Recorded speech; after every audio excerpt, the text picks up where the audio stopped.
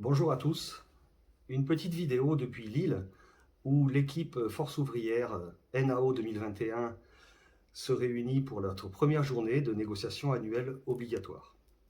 Cette équipe est constituée de Delphine Touzé du magasin de Brie, de Nicolas Esnault du magasin de Marne-la-Vallée, de Cyril Seguin du magasin de Gradignan et de moi-même du magasin de Balma. En préambule de cette journée, il est important de signaler plusieurs choses. L'année 2021 a été marquée encore une fois par la crise sanitaire et malgré toutes les difficultés que nous avons pu rencontrer, les salariés n'ont eu de cesse que de se dépasser dans un environnement extrêmement difficile. Et les résultats ne se sont pas fait attendre. Le chiffre d'affaires est en hausse, le résultat opérationnel courant est en hausse, nous avons une inflation qui est en hausse aussi. Et pour l'équipe Force ouvrière Leroy Merlin, il est du devoir de l'entreprise de récompenser tous les efforts faits par les salariés durant cette période difficile. Pour l'équipe Force ouvrière Leroy Merlin, la valorisation de ces efforts passe par une hausse salariale significative. Cette hausse passe par une suppression des inégalités salariales qui sont de plus en plus constatées dans les documents remis par l'entreprise.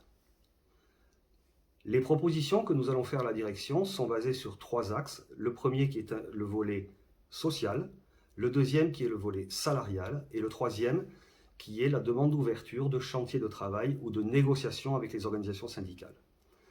Je vais maintenant laisser la parole à Nicolas Esnault qui va nous présenter le volet social de nos revendications.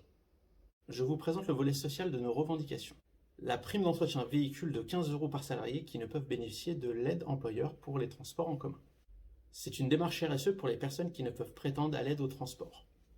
Indemnité de nettoyage à hauteur de 30 € par mois. Le montant actuel ne correspond pas à la charge d'un foyer. Augmentation mensuelle de la carte appétisse de 15 € par mois, soit l'équivalent d'une augmentation d'1 € par ticket. 3 jours d'absence rémunérée pour chaque enfant mineur malade au sein du foyer. Cette disposition s'appliquera également aux salariés ayant un adulte handicapé à charge. Les familles nombreuses ont la même protection qu'une famille avec un seul enfant. 3 jours de congé pour événements familiaux dans le cas du décès d'un oncle ou d'une tante.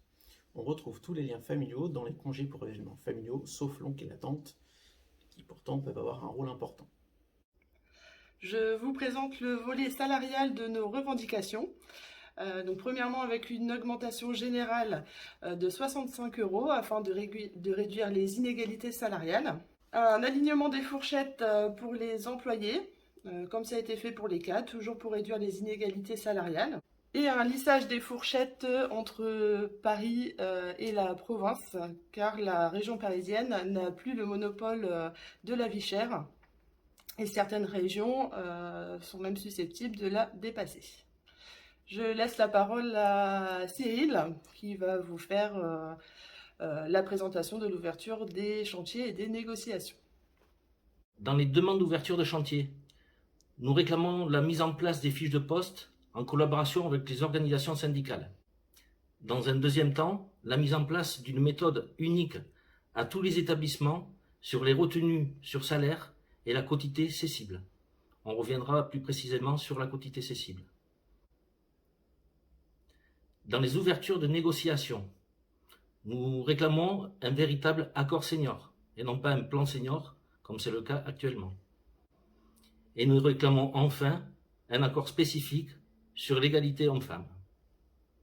Cette vidéo est maintenant finie, on vous donne rendez-vous le 9 novembre pour le résultat des NAO. En attendant, merci de liker et de partager cette vidéo. À bientôt.